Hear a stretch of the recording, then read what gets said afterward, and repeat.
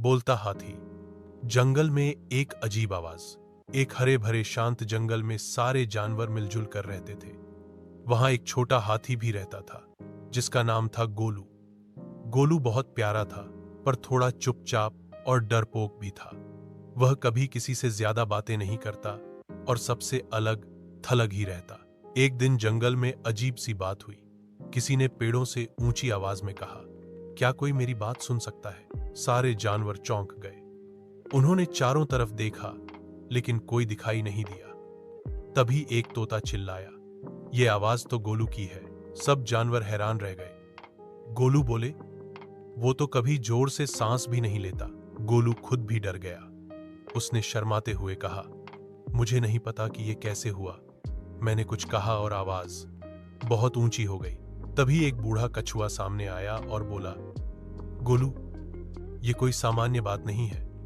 जंगल में कोई जानवर बिना वजह बोलता नहीं, और अगर तुम बोल पा रहे हो तो इसमें कोई खास कारण जरूर है। गोलू डरते डरते बोला, मुझे बस कहना था कि मैं अकेला महसूस करता हूं। पूरे जंगल में सन्नाटा छा गया। फिर एक नन्हा खरगोश आगे आया और बोला, गोलू, हमें माफ करना।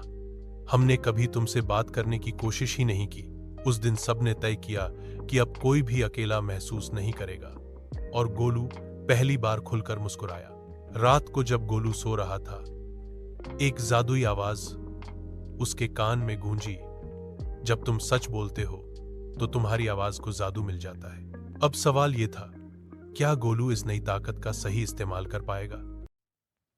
बोलता हाथी, आवाज जो रास्ते दिखाती है। अगले दिन सुबह होते ही गोलू ने महसूस किया कि उसकी आवाज में कुछ जादुई ताकत है। जब वह बोलता तो जंगल के सारे जानवर उसे सुन सकते थे, चाहे वे कितनी भी दूर क्यों ना हो। गोलू ने सोचा, क्या मैं अपनी आवाज का सही इस्तेमाल कर सकता हूं? तभी जंगल में अचानक एक बड़ी समस्या आ गई। भारी बारिश के कारण नाले भर गए थे और कई जानवर फंस गए थे। छोटे छोटे बच्चे और बूढ़े जानवर मदद के लिए आवाज लगाते रहे, पर किसी तक उनकी बात नहीं पहुंच पा रही थी। गोलू ने सोचा, अगर मैं अपनी आवाज का सही इस्तेमाल करूं तो सबकी मदद कर सकता हूं। वह जल्दी से नदी के किनारे गया और जोर से बोला, सभी जानवर कृपया सावधानी से नाले के किनारे से हट जाएं। पानी तेज बह रहा है, यह खतरनाक है। उसकी आवाज इतनी तेज और साफ थी कि दूर दूर तक सुनाई गई। सभी जानवर सुरक्षित जगहों पर चले गए। फिर गोलू ने कहा, जिन्हें मदद चाहिए वे अपनी आवाज मुझे भेजें, मैं आपको बचाऊंगा। इस पर सब जानवरों ने खुशी से आवाज लगाई और गोलू ने सबको सुरक्षित जगहों तक पहुंचाया। उस दिन गोलू ने सीखा कि उसकी आवाज सिर्फ बोलने के लिए नहीं, बल्कि दूसरों की मदद करने के लिए है। शाम को जंगल में सभी जानवर गोलू के पास आए और कहा, तुम्हारी आवाज ने हमें बचाया। तुम सचमुच हमारे जंगल के हीरो हो। गोलू के दिल में खुशी और आत्मविश्वास भर गया। उस रात जादुई आवाज फिर से सुनाई दी, अपनी आवाज से अच्छे काम करो और देखो कैसे दुनिया तुम्हारे साथ होती है। गोलू ने सोचा, अब मैं सिर्फ अपने लिए नहीं, सबके लिए बोलूंगा। बोलता हाथी। आवाज की ताकत और समझदारी। गोलू अब जंगल में सबकी मदद करने लगा था। उसकी आवाज की ताकत से जानवरों को रास्ता मिल जाता था, वे मुश्किलों से बच जाते थे। लेकिन एक दिन गोलू ने महसूस किया कि आवाज तेज बोलना हमेशा सही नहीं होता। उस दिन जंगल में एक बड़ा तूफान आया। तेज हवा और बारिश से पेड़ गिर रहे थे। जानवर डर के मारे इधर उधर भाग रहे थे। गोलू ने जोर जोर से चिल्लाना शुरू किया, सभी जानवर इधर आओ, यहां सुरक्षित जगह है। लेकिन आवाज इतनी तेज थी कि कई जानवर डर गए। छोटे बच्चे और पक्षी तो छुप गए।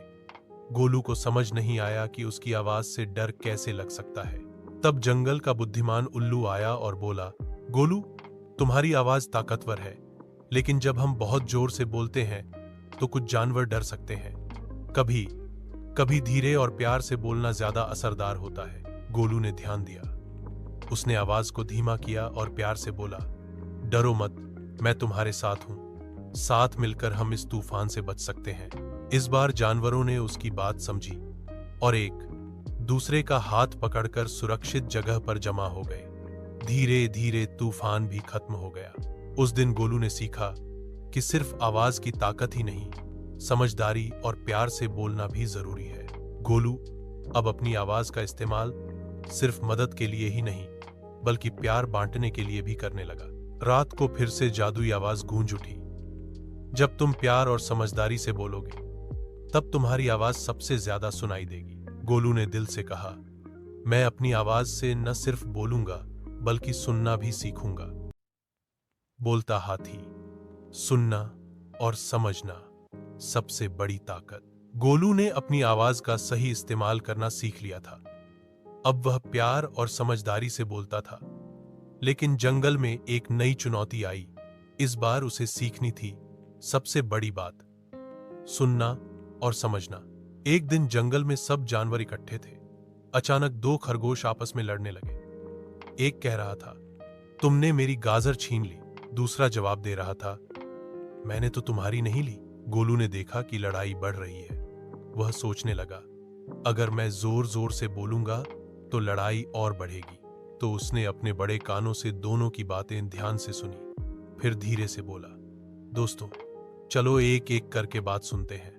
गुस्से में कोई सही फैसला नहीं होता। खरगोशों ने भी अपनी बातें शांति से बताई। पता चला कि गाजर गलती से एक दूसरे के बाग में चली गई थी।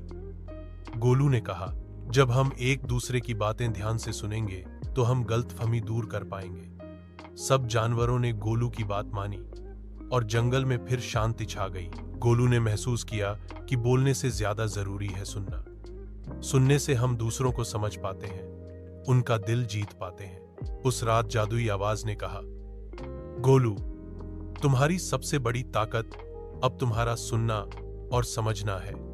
यही असली जादू है। गोलू ने खुशी से कहा, मैं अब सिर्फ बोलने वाला हाथी नहीं, समझने वाला भी हूं। उस दिन से गोलू जंगल का सबसे प्यारा और बुद्धिमान हाथी बन गया। जानवर उसे सिर्फ उसकी बड़ी आवाज के लिए नहीं, बल्कि उसके बड़े दिल और सुनने की आदत के लिए पसंद करते थे। सीख, ढाला बोलने के साथ सुनना भी जरूरी है।